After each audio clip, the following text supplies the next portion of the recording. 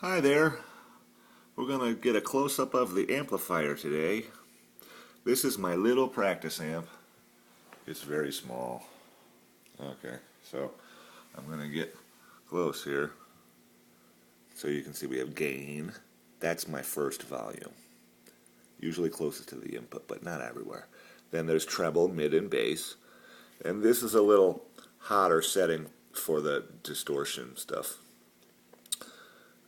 So that's like that extra stuff I was telling you about in the email. Okay, this one says bass, level, and reverb. So level is that's my master volume.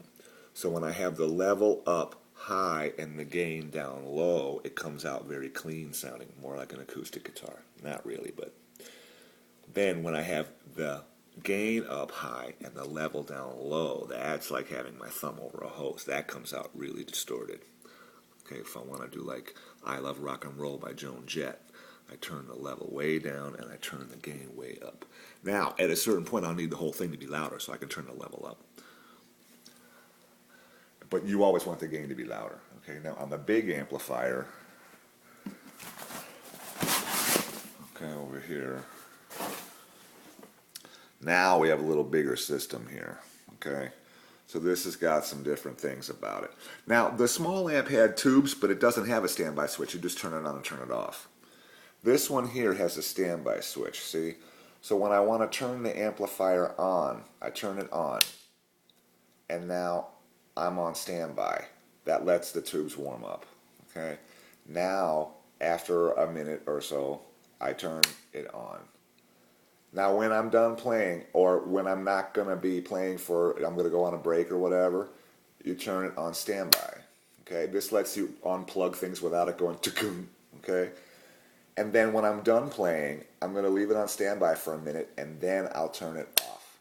What you don't want to do is go from on just directly to off. It just puts more wear and tear on the tubes, and you burn your tubes up quicker, that's all.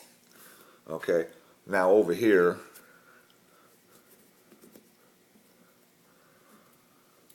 here's the first volume.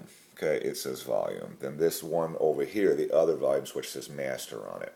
So on this amplifier, if the master is low and the volume here is high, I pick up distortion. Okay, like too much water through a smaller hose. If the volume here is low and the master is high, wait, where am I? There we go. Okay, then it'll be cleaner sounding. All right. Now this amplifier has channels on it. Okay, it has 3 channels. So it's set up so that the first channel is only the clean. There's only there's 3 channels inside the amplifier. So what it does is it gives you A, B, and C sort of, and so one channel will be just this volume, one is a combination of both, and one is that, plus this button here. This is called drive, so this one's got a separate distortion button on it. So I can get more and more distortion without necessarily changing the volume. This amplifier is really loud, so in general, I'd like to play a big show. I might have this on 4 and my master on like 2 or 2.5. You just don't need them that loud. This also has a preamp out and a preamp in. This is if you want to, I run my effects off of this, so I go out of here into whatever pedals I'm using, out of whatever pedals I'm using, back into here, and I don't have to do it in the main thing. Usually the standard model for the little amplifier you saw me last time, I put the guitar into the pedal into the amplifier. This way I can go into here and it's not as noisy because the pedals tend to pick up some noise. This that says foot switch, this is the foot switch that lets you change the channels.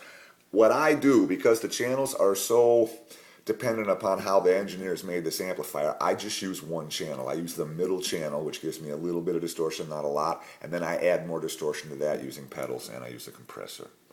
Okay, so first volume loud and second volume soft is distorted. First volume down low and second volume loud is cleaner.